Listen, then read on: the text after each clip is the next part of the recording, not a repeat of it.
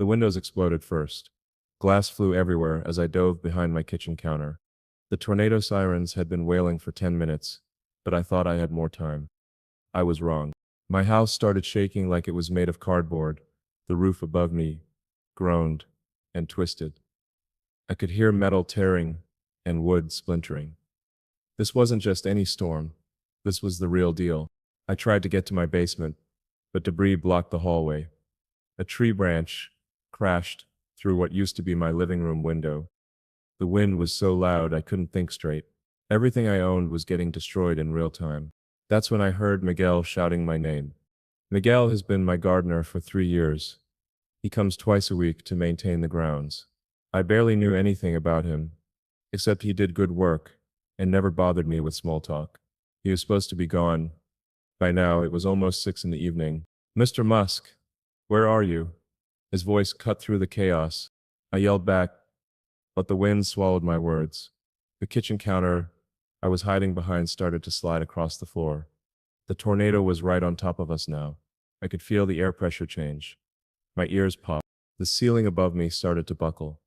Chunks of drywall fell down. I knew I had maybe 30 seconds before the whole thing came down on my head. I had to move, but where could I go? Miguel appeared in the doorway. His work clothes were soaked and torn. He had cuts on his face from flying debris, but he came back for me. "The storm cellar," he shouted, pointing toward the backyard. My truck. I didn't understand what he meant about his truck, but I trusted him. We had to get out of there fast. The tornado was eating my house alive, room by room. Miguel grabbed my arm and pulled me toward the back door. We had to climb over fallen furniture and broken glass. The door was jammed shut from the pressure, but Miguel kicked it 3 times until it gave way. Outside was chaos. Trees bent sideways. My car was already upside down in the pool, but Miguel's old pickup truck was still running in my driveway, headlights cutting through the darkness. "Get in," he yelled. We ran through the storm. The wind tried to knock us down with every step. I could barely see 3 feet in front of me. Hail, the size of golf balls, pounded us. My house was collapsing, chasing us. But we didn't look back. Miguel threw me into the passenger seat and gunned the engine. We drove straight through my fence and onto the main road. In the rearview mirror, I watched my home of 5 years get swallowed by the tornado. But why did Miguel come back?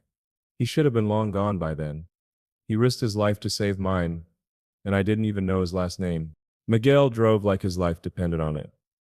Maybe it did. The tornado was following the main road, destroying everything in its path. We had to get to higher ground, but the storm was faster than us. "There's a storm shelter at the community center," Miguel shouted over the wind. 2 miles east. I gripped the dashboard as he took a sharp turn. His truck was old, but reliable. The engine never hesitated, even with debris hitting the windshield. Miguel knew exactly where he was going. "How did you know to come back?" I asked. "I saw the weather alert on my phone. Knew you were still inside. Nobody else was around." That hit me hard. Miguel barely knew me, but he turned around and drove straight into a tornado to get me out. Meanwhile, I realized I didn't even know if he had a family. Did he put them at risk to save me? We reached the community center, just as the tornado changed direction. Miguel parked behind the building, and we ran to the shelter entrance. Other people were already inside. Families with kids, elderly folks, teenagers. Everyone looked terrified. The shelter was basically a reinforced concrete room underground. It smelled like dust and fear. We found a spot against the wall and waited. Above us, we could hear the tornado ripping apart the town. An older woman next to us was crying. Her grandson tried to comfort her, but he looked scared too. The man near the door kept checking his phone, trying to get news about his neighborhood. "Is your family safe?" I asked Miguel. "They're in Mexico, visiting my mother," he said. "I stayed to finish your landscaping project." So he stayed in town to work on my yard. If he had gone with his family, none of this would have happened. He wouldn't have been there to save me. The timing was incredible. We sat in that shelter for 2 hours. The tornado passed over us twice. Each time, the building shook and dust fell from the ceiling. Kids were crying. Adults whispered prayers. Miguel sat quietly, but I could tell He was thinking about something. When the all-clear signal finally came, we climbed out to see the damage. The community center was still standing, but barely.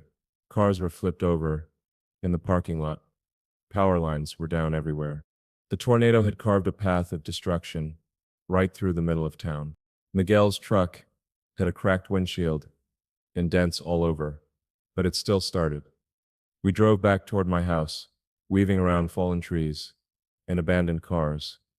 Emergency vehicles were already responding, their sirens echoing through the darkness. When we got to my street, I couldn't believe what I saw. My house was completely gone. Not damaged, gone. Where my living room used to be, there was just an empty foundation and scattered debris. My neighbor's house was fine. The one across the street was fine. The tornado had picked my house specifically and erased it. I'm sorry, Miguel said quietly, but I wasn't thinking about the house anymore. I was thinking about what could have happened if Miguel hadn't come back. I would have died in there, probably crushed when the roof collapsed. This man saved my life, and I barely knew anything about him. I spent that night in a hotel downtown. Miguel insisted on driving me there, even though his truck was barely holding together. Before he left, he gave me his phone number and told me to call if I needed anything. The next morning, I drove back to see my property in daylight. It was worse than I remembered. My entire house had been reduced to splinters and rubble. Pieces of my roof were scattered across 3 yards. My car was still in the pool, but now the pool was full of debris and twisted metal. Insurance adjusters were already walking around, taking pictures and making notes. One of them approached me with a clipboard and a grim expression. Mr. Musk? I'm Dave from Reliable Insurance. I need to ask you some questions about the incident. We spent an hour going through the details. Dave explained that total loss claims like this took time to process. It could be months before I saw any money. In the meantime, I needed somewhere to live. Do you have family in the area? Dave asked. I didn't. My closest relatives were in other states. I had colleagues and business associates, but nobody I could stay with long term. For the first time in years, I felt completely alone. That's when Miguel showed up. He was driving a different truck. This one belonged to his landscaping company. He parked at the curb and walked over to where Dave and I were standing. How are you doing, Mr. Musk? I've been better, I said, still trying to figure out where I'm going to live while they sort this mess out. Miguel looked at the destruction, then back at me. You know I have some ideas about that. Can we talk? Dave finished his paperwork and left. Miguel and I sat on the tailgate of his truck, looking at what used to be my home. He was quiet for a long time, like he was working up the courage to say something important. I've been thinking about last night, he finally said, about what happened. And I have a proposal for you. What kind of proposal? My family owns some land about 20 minutes from here. It's been in our family for generations. There's an old farmhouse on it that's been empty for years. It needs work, but it's solid. You could stay there while you figure out your next move. I was surprised. Miguel, that's generous, but I couldn't impose on your family like that. You're not imposing. The house is just sitting there empty. My grandmother used to live there, but she passed away 2 years ago. We've been meaning to fix it up, but we haven't had the time or money. He paused and looked at me directly. Here's what I'm thinking. You need a place to stay. We need someone to help restore the property. Maybe we can work something out. It wasn't charity, it was a business proposal. Miguel was offering me a solution that helped both of us. I liked that approach, but I wondered what his family would think about having me live on their land. Have you talked to your family about this? I called my wife this morning. She thinks it's a good idea. She said anyone who needs help deserves to get it. I looked around at the debris field that used to be my house. I'd had insurance money coming eventually, but that could take months. Hotel living was expensive and impractical. Miguel's offer made sense. But there was something else. This man had risked his life to save mine. Now he was offering to help me get back on my feet. Most people would have walked away after the emergency was over. Miguel was still here. Can I see the property? I asked. Right now, if you want. Miguel's family land was nothing like I expected. We drove down a winding dirt road for about 2 miles before reaching the main property. Rolling hills stretched out in every direction. Old oak trees lined the driveway. It felt peaceful and private. The farmhouse sat on a small hill overlooking a valley. It was a classic two-story white house with a wraparound porch. The paint was peeling and some of the shutters were crooked, but the structure looked solid. Built in 1924, Miguel said as we walked up to the front door. My great-grandfather cleared this land himself. Inside, the house had good bones, but needed everything updated. The hardwood floors were original, but needed refinishing. The kitchen was from the 1970s. The electrical system probably needed to be completely redone, but I could see the potential. With some investment, this could be a beautiful home. More importantly, it was surrounded by open space. No neighbors, no traffic, no distractions, just quiet countryside. How much land is there? I asked. About 40 acres total. Most of it's just fields and woods. There's a barn down by the creek, but it's in rough shape. We walked outside, and Miguel showed me around the property. The barn he mentioned was huge, probably built for dairy farming originally. It was weathered, but structurally sound. The roof needed work, but the foundation was solid concrete. As we walked through the barn, I started getting ideas. This space was bigger than most warehouses. With the right renovations, it could be perfect for the kind of work I do. High ceilings, plenty of follow space, electrical access. It was like finding a diamond in the rough. Miguel, what would your family think about letting me renovate this barn? He stopped walking and looked at me. What did you have in mind? I need a workshop. Somewhere I can build prototypes and test new designs. This barn could be perfect for that, but it would require significant modifications. Miguel thought about it. You're talking about turning it into some kind of factory. Not a factory exactly, more like a high-tech workshop. Clean, organized, equipped with modern tools and equipment. I'd want to install climate control, upgrade the electrical system, maybe add some office space. That sounds expensive. It would be, but I'd pay for everything, and your family would own all the improvements. When I eventually move out, you'd have a state-of-the-art facility that could be used for anything. I could see Miguel processing this idea. His family would get a massive upgrade to their property at no cost to them. The barn could be used for agricultural purposes, rented out to other businesses, or even converted into event space later. There's something else, I said. I'd want you to manage the renovation project. Full-time position, good salary, benefits for your family. Miguel stopped walking entirely. You want to hire me? You saved my life. You're offering me a place to live when I had nowhere to go. But more than that, I've watched your work for 3 years. You're reliable, detail-oriented, and you care about quality. Those are the exact qualities I need in a project manager. I don't know anything about high-tech workshops. You don't need to. You know construction, you know quality work, and you know how to manage contractors. I'll handle the technical specifications. You'll make sure everything gets built correctly and on time. We walked back toward the house in silence. I could tell Miguel was overwhelmed by the offer. This wasn't just about finding me a place to live anymore. This was about completely changing his life and his family's future. I need to talk to my wife, he said finally. Of course, take your time. But, Miguel, I want you to know this isn't charity. I'm offering you this job because you're the right person for it. The fact that you saved my life just means I trust you completely. As we drove back to town, I was already planning the renovation in my head. The barn could be transformed into something incredible. But more importantly, I could help Miguel's family while building exactly what I needed for my work. When my gardener saved my life after the tornado, I knew I had to do something to thank him. Have you ever done something truly meaningful to thank someone who helped you? I'd love to hear your story. 3 weeks later, construction began on the barn renovation. Miguel had accepted my offer after a long conversation with his wife and extended family.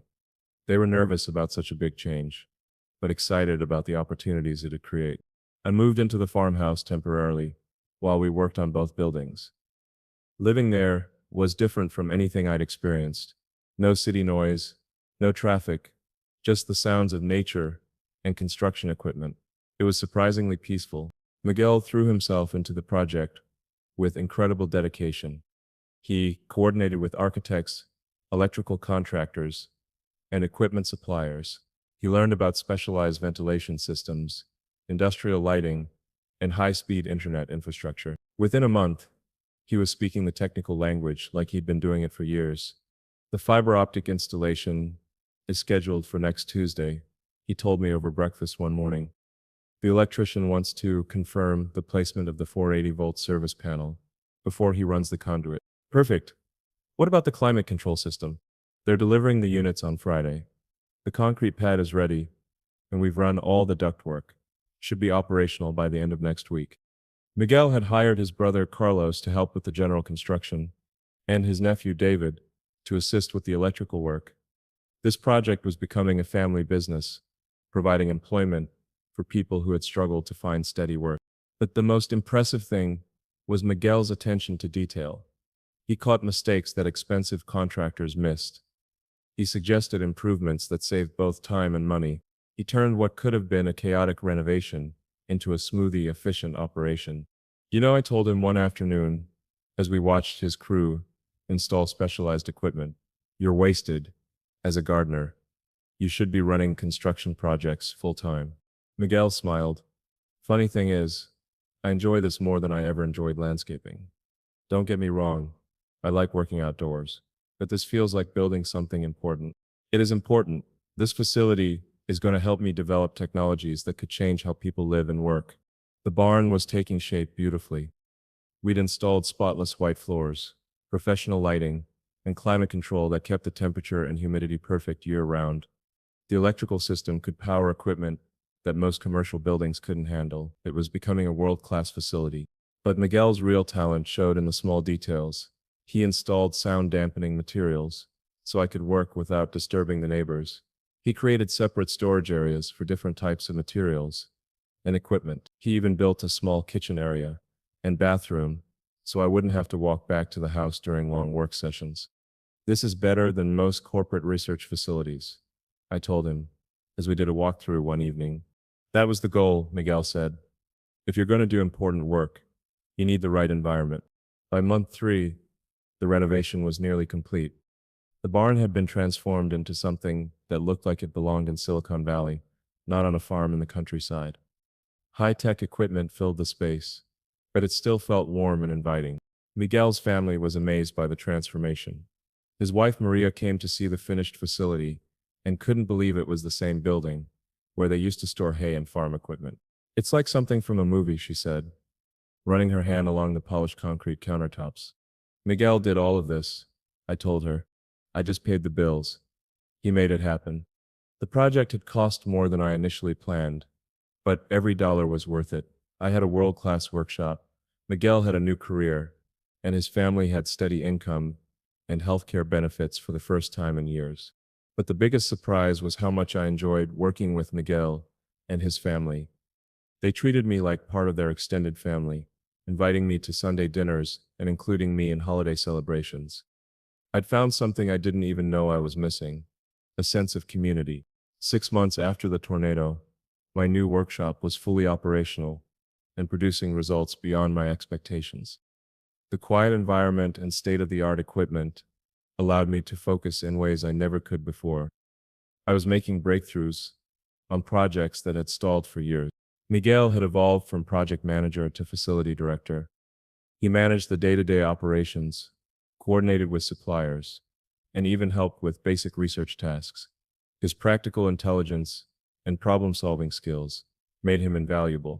The new prototype testing area is ready, Miguel reported during our weekly meeting. I installed the additional safety equipment you requested, and the data collection system is fully integrated. Perfect. What about the expansion plans? Miguel spread out architectural drawings on the conference table we'd installed in one corner of the barn. The architect says we can add another 2,000 square feet to the north side without compromising the structure. It would give us room for the assembly line you've been talking about. The success of our operation had attracted attention from potential partners and investors. Companies wanted to license the technologies we were developing. Government agencies were interested in our research, we were quickly outgrowing our original space. But the real transformation was in Miguel's family. His brother Carlos had become a skilled construction foreman. His nephew David was enrolled in electrical engineering classes at the community college, paid for by the education benefits I'd included in their employment packages. Miguel's wife, Maria, had started a small catering business, providing lunch for our growing team and other businesses in the area. His daughter Sophia, who had been struggling in school, was now getting straight A's and talking about studying engineering. You know what the best part is? Miguel said as we walked through the facility one evening. My kids see that hard work and education can completely change your life. Before this, they didn't have those examples. They have those examples because of what you did during the tornado. You saved my life, and now look what we've built together. The facility was generating enough revenue to be self-sustaining. The technologies we'd developed were being licensed to major manufacturers. Miguel's team was handling inquiries from companies around the world, but I was most proud of the culture we'd created. Everyone who worked there felt like they were part of something important. People took pride in their work because they could see how it connected to larger goals. I've been thinking about something, Miguel said, as we locked up for the night. What if we could replicate this model in other locations, find rural communities that need economic development, build facilities there, hire local people? You want to franchise this approach? Sort of. Use the same principles. Find good people, give them opportunities, build something that benefits everyone involved. There are a lot of places that could use this kind of investment. Miguel was thinking bigger than I was. He saw the potential to create lasting change in communities that had been forgotten by the modern economy. It was an ambitious vision, but we'd already proven the concept worked. That would require significant capital, I said. I know, but look at what we've accomplished here. 6 months ago, this was an empty barn on unused farmland. Now it's a profitable operation that employs 15 people and supports dozens of contractors and suppliers. He was right. We demonstrated that the right combination of vision, investment, and local talent could create something extraordinary. The question was whether we could do it again elsewhere. Let me think about it, I said. But Miguel, you should know that whatever we do next, I want you leading it. You've earned that opportunity. As I drove back to the farmhouse that night, I reflected on how much had changed since the tornado. I'd lost my house, but gained something much more valuable.